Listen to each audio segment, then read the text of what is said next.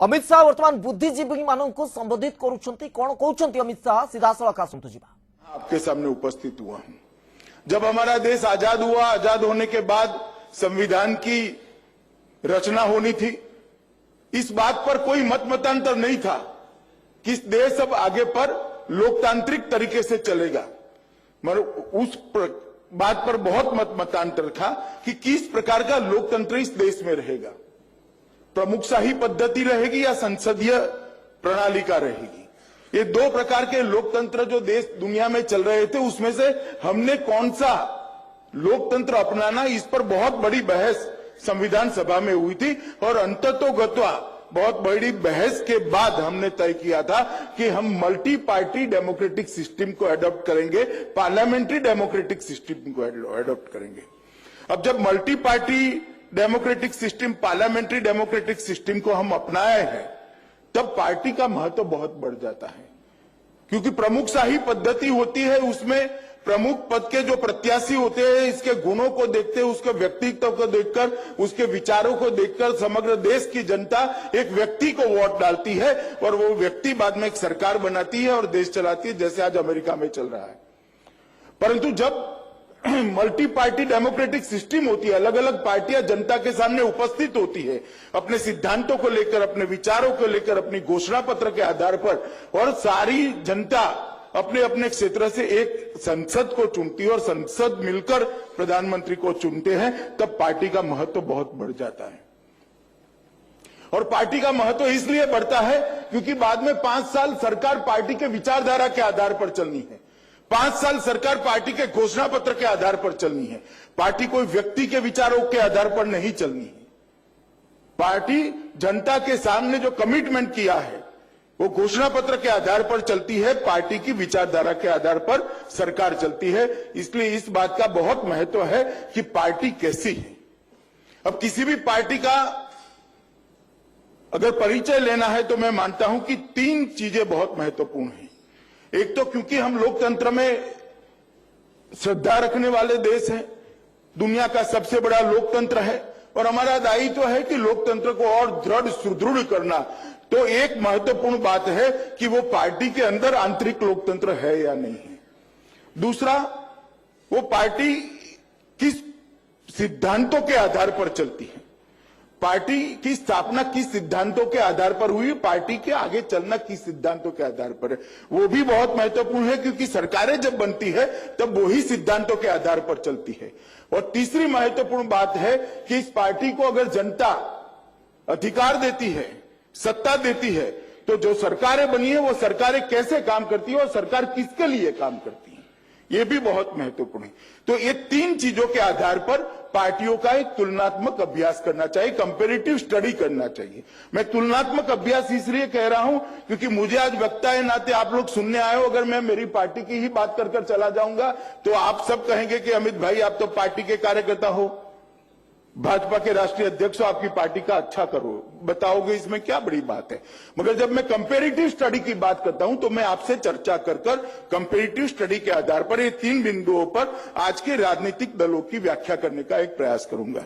सबसे पहली बात, पार्टी के अंदर इंटरनल डेमोक्रेसी कितनी पार्टियों में बची है। आजादी के बाद 70 साल में लगभग 1650 पार्टियों का जमघट इस देश में बना है। राज्यों में, केंद्र में मिलकर कुल 1650 पार्टियां भारत के चुनाव आयोग के सामने रजिस्टर्ड हुई हैं। और मुझे कहने में जरा भी संकोच नहीं है मित्रों कि 1650 पार्टियों के जमघट के अंदर भारतीय जनता पार्टी और कम्युनिस्ट पार्टी 2 ही पार्टी ऐसी है जिसके अंदर इंटरनल डेमोक्रेसी, आंतरिक लोकतंत्र आज भी सबूत रहा। अब आप कहोगे कि भाई अमित भाई आप ऐसे कह दो, ये कैसे चलेगा, आप तो आपकी पार्टी का अच्छा ही बोलोगे। मैं आपसे एक बात पूछना चाहता हूं, इतना बड़ा सभागार है, आप मुझे बताइए, सोनिया गांधी जी अगर अध्यक्ष रहना नहीं चाहती तो कांग्रेस पार्टी के अध्यक्ष कौन बनेगा, जरा बताइए भाई। किसी के मन में कंफ्यूजन है, किसी के मन में है कंफ्यूजन। अब बताइए, मेरे बाद भारतीय जनता पार्टी का अध्यक्ष कौन बनेगा। बता सकता है कोई? इसलिए नहीं बता सकता कि भारतीय जनता पार्टी किसी घराने के आधार पर नहीं चलती, किसी वंशवाद के आधार पर नहीं चलती। जो व्यक्ति के अंदर पार्टी के सिद्धांतों के प्रति समर्पण है, जो व्यक्ति के अंदर मेहनत करने की धगस है, जिस व्यक्ति के अंदर देश के लिए काम करने का जज्बा है, जुनून है, वो व्यक्ति कितना भी छोटा व्यक्ति हो, इस पार्टी में सबसे बड़ा पद ले सकता है। और उसका सबसे बड़ा उदाहरण मैं हूं।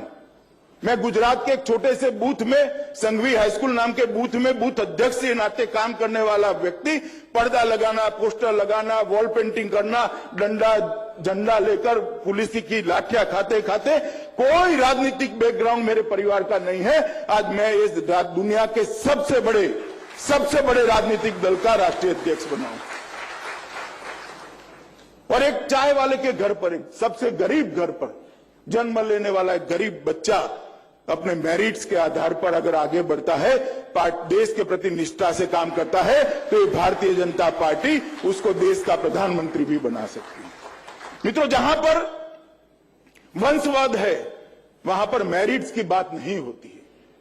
व्यक्ति में क्या पोटेंशियल पड़ा है, वो उसकी बात नहीं होती है। ऐसा नहीं है कांग्रेस पार्टी में कोई पोटेंशियल नहीं होगा। ऐसा नहीं था कि बीजू जनता दल में किसी के पास पोटेंशियल नहीं होगा, बहुत सारे लोगों में, मगर वो बीजू बाबू के घर पर जन्म लेना चाहिए, वो गांधी परिवार के अंदर जन्म लेना चाहिए। अगर गांधी परिवार के अंदर जन्म लिया है तो मेरिट्स है या नहीं है, आप इस देश के प्रधानमंत्री भी बन सकते हो, कांग्रेस के अध्यक्ष भी बन सकते हो। और अगर आप में कितना भी मेरिट्स है परंतु परिवार के अंदर जन्म नहीं लिया है तो आप नहीं बन सकते हो। देश में बहुत सारी पार्टियां हैं, लालू प्रसाद यादव जी की पार्टी है, मुलायम सिंह जी की, बहन मायावती की है, मैं ढेर सारी पार्टियों का उदाहरण आपको दे सकता हूं। ये पार्टियां घरानों की पार्टियां बन गई, पार्टी के अंदर लोकतंत्र नहीं है। और जहां पर संभावनाएं नहीं है, जहां पर पोटेंशियल को यूटिलाइजेशन की स्वीकृति नहीं है, वो पार्टी देश के विकास के लिए कंट्रीब्यूट नहीं कर सकती है, क्योंकि टैलेंट को वहां दबाया जाता है, सप्रेस किया जाता है, टैलेंट को मौका नहीं दिया जाता, प्लेटफॉर्म नहीं दिया जाता है। जहां पर टैलेंट को प्लेटफॉर्म दिया जाता है, समाज के अंदर से, समाज जीवन के अंदर से आप में से कोई भारतीय जनता पार्टी में बनकर इस राज्य का मुख्यमंत्री बन सकता है, देश का प्रधानमंत्री बन सकता है। इस प्रकार की पार्टी अगर नहीं चलती है तो इस देश की डेमोक्रेसी के लिए बहुत बड़ा खतरा है मित्रों। और दुर्भाग्य की बात है, 70 साल की आजादी के बाद आज हम ऐसे जंचर पर पहुंचे हैं कि आज देश के अंदर बहुत कम पार्टियों में आंतरिक लोकतंत्र बचा है। भारतीय जनता पार्टी में हर 3 साल में बूथ अध्यक्ष से लेकर राष्ट्रीय अध्यक्ष का चुनाव होता है, और जिसमें मेरिट होता है वो देश का राष्ट्रीय अध्यक्ष बनता है। और धीरे धीरे इसी प्रकार से राज्यों के अध्यक्ष, इसी प्रकार से एमएलए, इसी प्रकार से एमपी, इसी प्रकार से मुख्यमंत्री, मंत्री, सब उठाकर देख लीजिए। जिनके घराने में से कोई नहीं था, ऐसे लोग बैठे। कौन था जोएल भाई के घर में? कुछ नहीं था।